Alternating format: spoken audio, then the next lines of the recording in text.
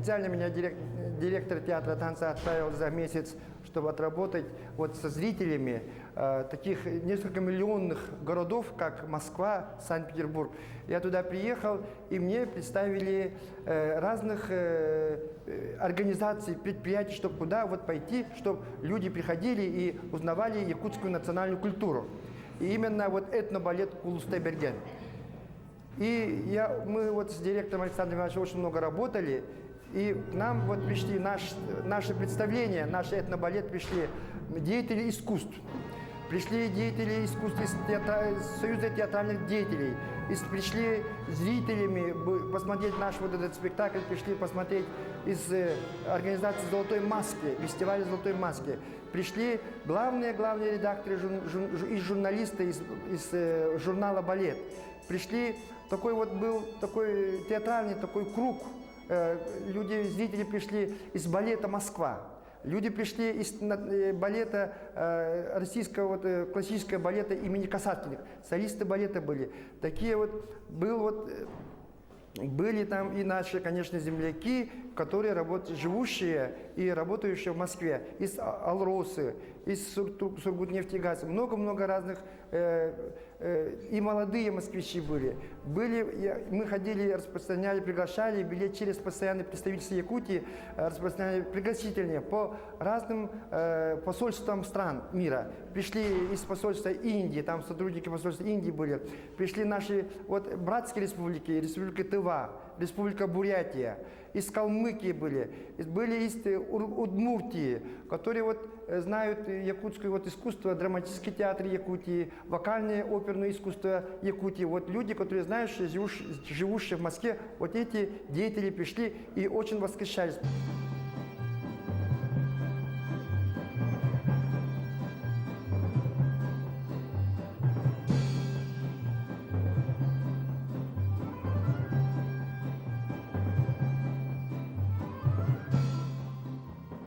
С городом на Неве и Москвой у короля танца Афанасия Афанасьева особые трепетные отношения. В свое время он стажировался в Ленинградской творческой мастерской эстрадного искусства при Ленконцерте. Понимая, что век солиста, танцевального коллектива, пусть самого блистательного артиста, города Афанасий закончил еще в 1990 году Московский государственный институт культуры по специальности хореограф, балетмейстер и вполне успешно сочетал работу в Национальном театре танца с преподавательской. Сейчас он менеджер по культурным связям и средствами массовой информации. Тогда рождаются коллективы, когда есть желание творить. Да? Но дело в том, что можно сохранить, развиваться и передавать следующим поколениям все это можно только в профессиональном коллективе, имея профессиональный коллектив. Самодеятельным коллективам очень же сложно. Приходят, уходят. Это люди занимаются в свое свободное время. Это не работа для них. Понимаете, это как общественно, как это потребность души, желание в какой-то период человека. А профессиональный коллектив это театр, это ансамбль профессиональный. Это только там могут быть, оно хранится и развиваться, и накапливаться годами, веками. Якутский эпос «Олонхо» в 2005 году ЮНЕСКО признала шедевром мирового наследия. Этнический балет по мотивам этого литературного памятника привез в Москву Национальный театр танца Республики Саха. Гастроли приурочены к юбилею. В этом году коллектив отмечает 35-летие. Это единственный в России театр, в котором народные танцы становятся основой балетных спектаклей. Их показы идут в сопровождении оркестра якутских народных инструментов. У входа Российского молодежного театра актеры в национальной одежде Якутии встречают гостей. В арсенале Национального театра Республики Саха танцы практически всех народов мира. В Москву привезли якутский этнобалет «Кулустай-Берген», в переводе «Богатырь на красно-буром коне». На сцене танцы, песни и ритуалы, как известные в каждом доме Якутии, так и давно забытые. Обращение к такому, ну как сказать, этнографическому материалу других культур чрезвычайно свойственно просто русской культуре, да, русской классической традиции. Здесь, в общем-то, было у кого поучиться и на кого равняться. Идея костюмов также принадлежит питерскому мастеру. Я решил использовать как раз свое незнание якутских традиций себе во благо, потому что мне с самого начала показалось, что было бы интересно не сделать какую-то якутскую тему в якутских традициях, по якутским сюжетам, в якутской манере и так далее, а все-таки привнести туда какой-то свой взгляд, свое видение, какой-то европейский, поскольку я все-таки европейский человек, я из Санкт-Петербурга, взгляд на эту традицию и подать ее каким-то новым необыкновенным образом. Олон Хо увидят не только москвичи. Следующий концерт в Петербурге. Я познакомилась там с великолепными людьми очень простыми, но они выдающиеся деятели искусства. Это Валерия Иосифовна Уральская, главный редактор журнала «Балет». Это Лариса Ивановна Абузова, доктор искусствоведения, доцент Академии русского балета. Это Ольга Ивановна Розанова, тоже доцент Санкт-Петербургской консерватории, начинающий композитор Алсу Нигматуллина, главный редактор журнала «Балет», в прошлом артистка балета театра Бориса Эйфмана Вероника Кулагина. Все они были на нашем этнобалете, и все они написали статьи и отзывы свои о творческой деятельности нашего театра. Еще приходил Александр Михайлович Полубенцев, который вообще стоял у истоков. Он хореограф, и он поставил богатырские игры и подснежники, которые вот подснежники до сих пор мы танцуем.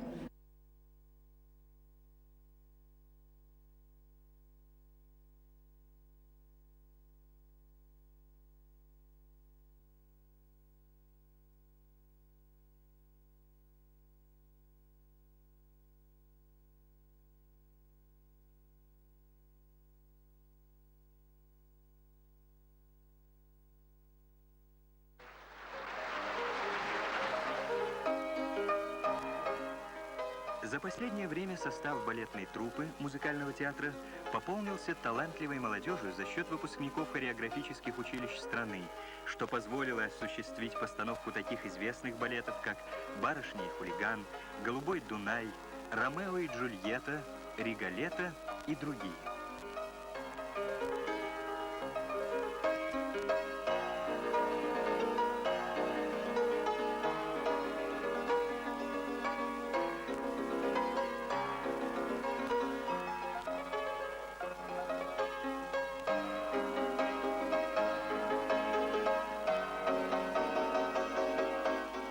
Лауреат республиканской премии имени Оюнского, солист балета Геннадий Баишев исполняет монолог «Риголетто».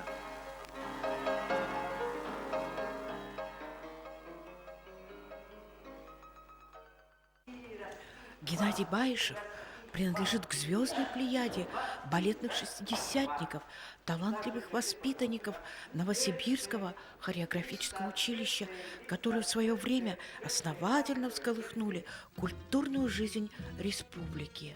Он всегда считал себя человеком государственным, воспитанным, могучим советским государством и, конечно же, был патриотом своей нации, мечтал о процветании якутского танцевального искусства.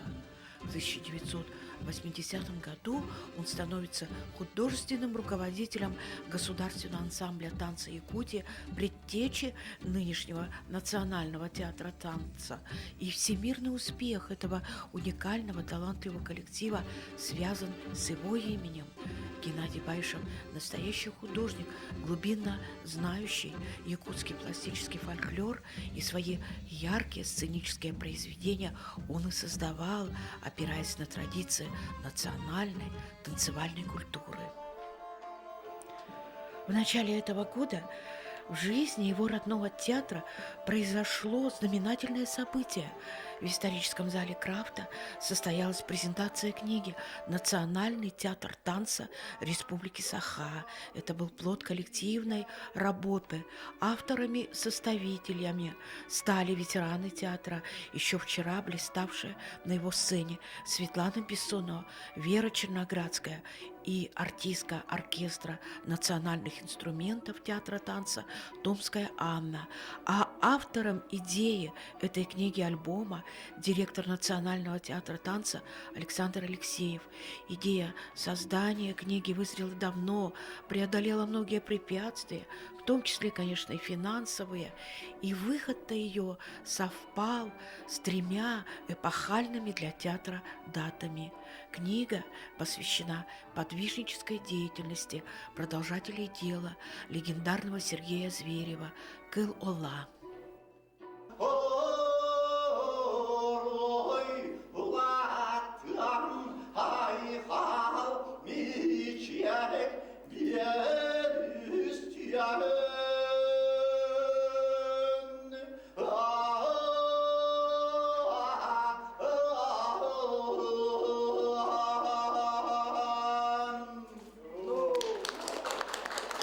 Эта книга, выдержанная эстетически и в художественном плане, легко воспринимаемая она, главное, читабельная, вот такой термин есть у нас у педагогов, подтвержденная фактическими документами и высокая полиграфия этой книги по той простой причине, она издана в северной столице Санкт-Петербурге.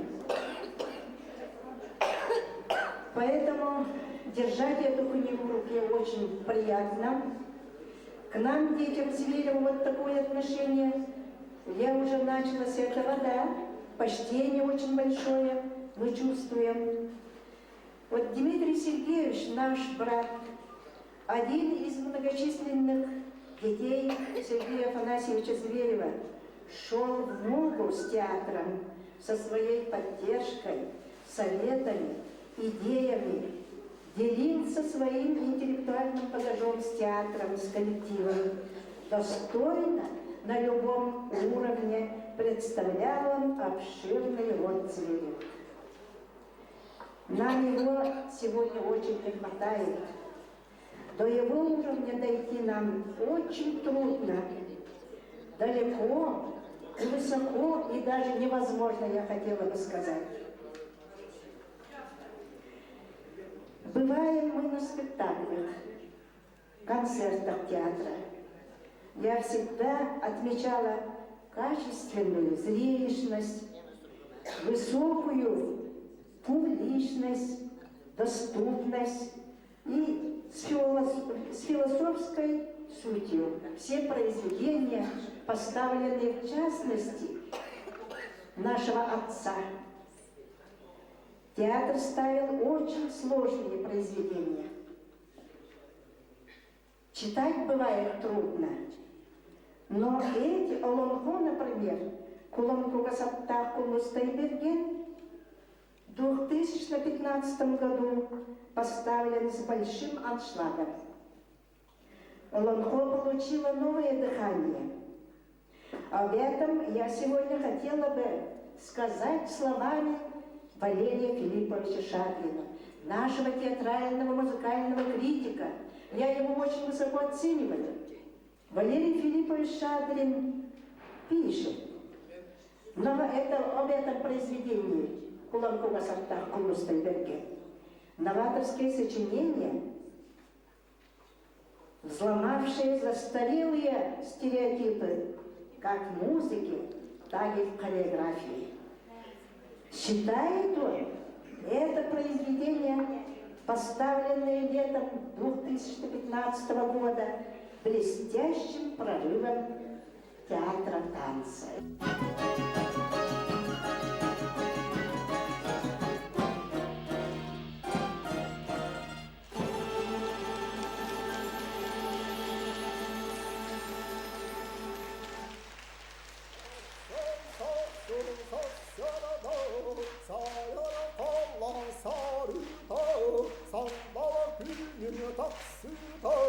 Salgın siga katüte, iha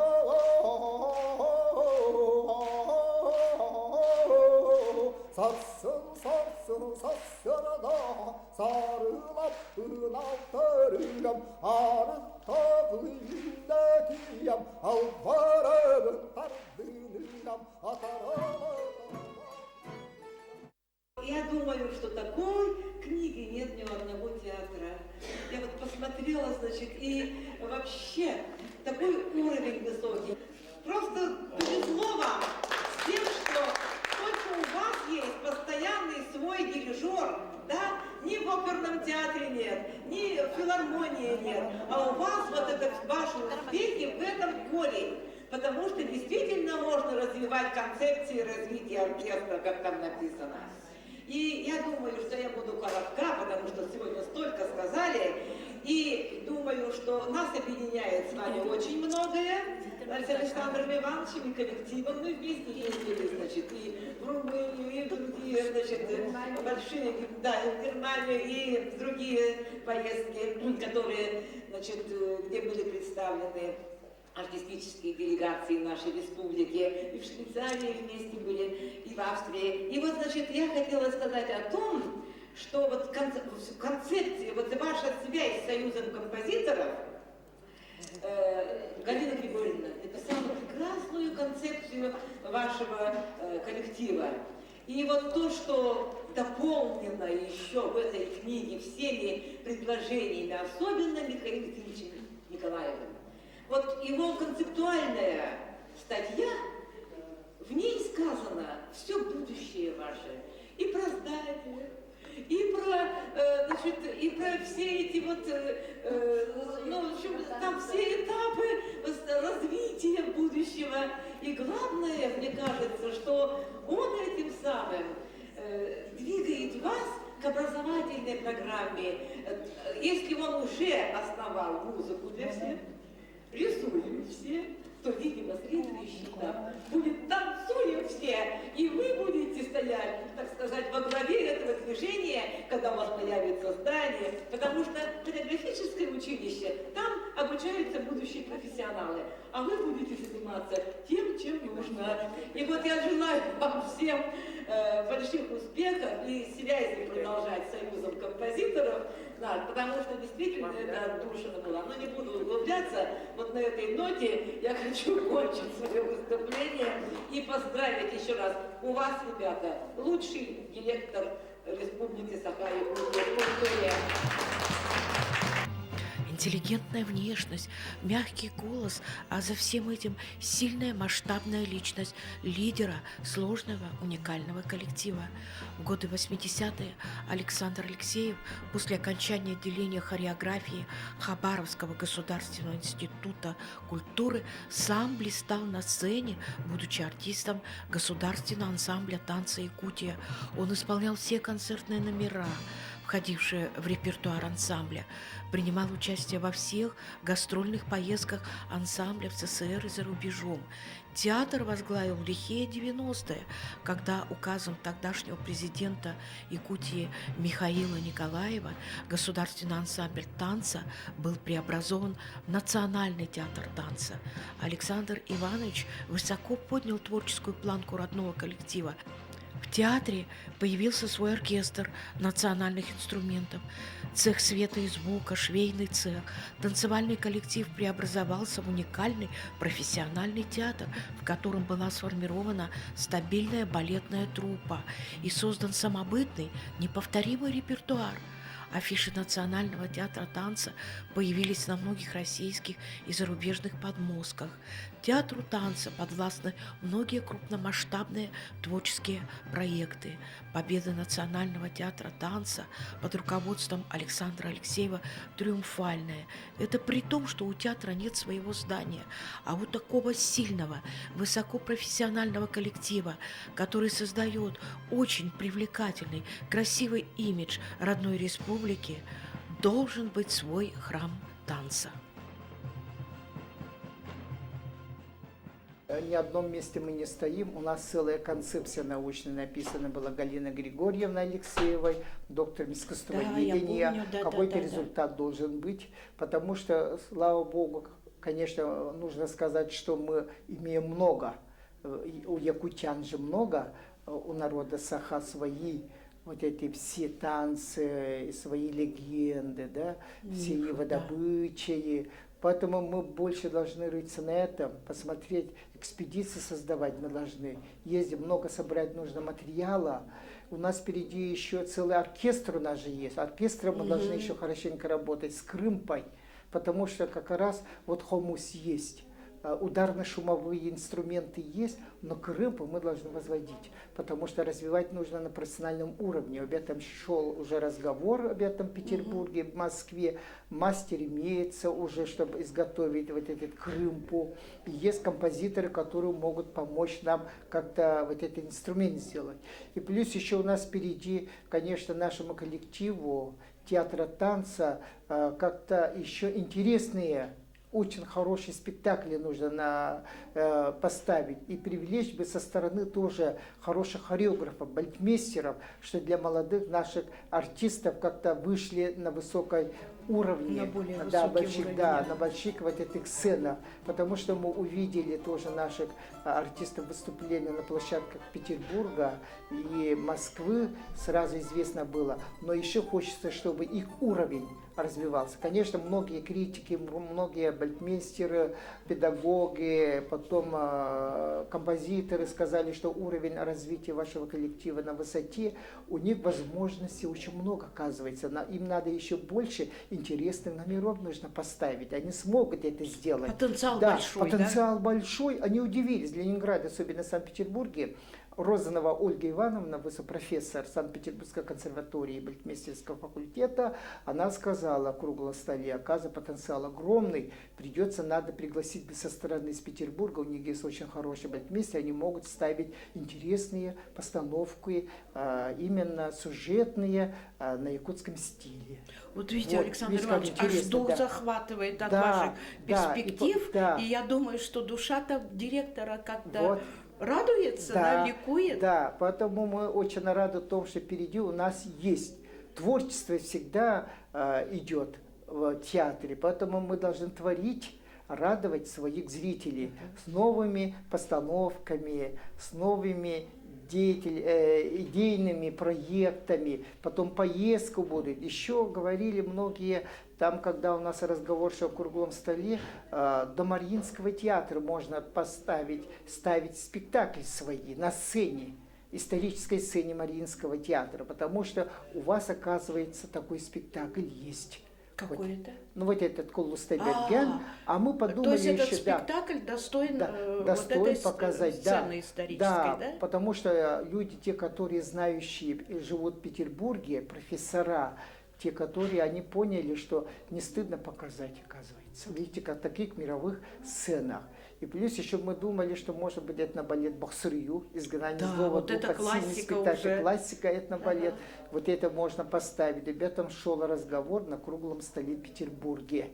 Вот. И поэтому работа идет, мы не унываем. Впереди у нас огромные, значит, замыслы, мечты, и они сбудутся.